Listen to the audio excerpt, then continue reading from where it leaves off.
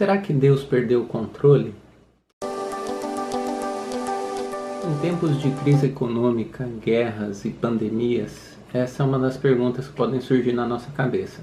A gente fica inundado por causa dessa ansiedade, a tensão no ar, todo mundo preocupado, ansioso com o que pode acontecer, e a gente fica pensando, puxa, Deus perdeu o controle?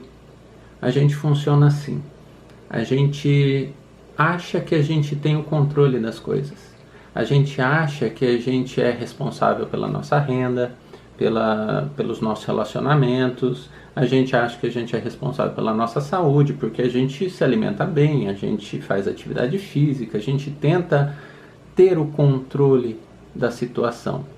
A gente só recorre a Deus quando a gente acha que perdeu esse controle. Quando surge alguma doença mais grave, quando a gente passa por uma crise econômica ou por um desemprego inesperado, aí sim a gente recorre a Deus. Quando a gente pensa ter perdido o controle. Mas e Deus? Será que Ele perde o controle? A Bíblia tem uma história muito interessante, que está lá no livro de 2 Reis, capítulo 6.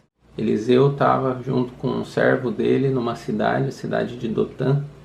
E aí, quando eles acordam de manhã, o servo dele abre a porta e aí ele vê que a cidade está rodeada pelo exército inimigo, pelos sírios. Ele fica morrendo de medo e vai falar com Eliseu. O que a gente vai fazer agora?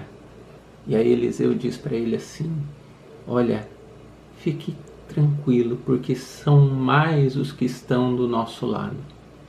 E aí ele pede a Deus, e Deus abre os olhos do servo dele. E quando os seus olhos são abertos, ele vê que as colinas estão cheias de carruagens de fogo. Deus tinha enviado os seus anjos para proteger Eliseu e o servo dele. Às vezes a gente não consegue só enxergar, mas Deus não perdeu o controle. Às vezes essas situações que são ruins, sim, essas situações que são amedrontadoras às vezes, sim, elas nos ajudam nisso.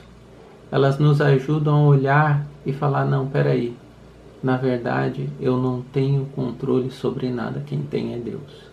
Por mais que a gente não consiga enxergar, Deus está cuidando da gente.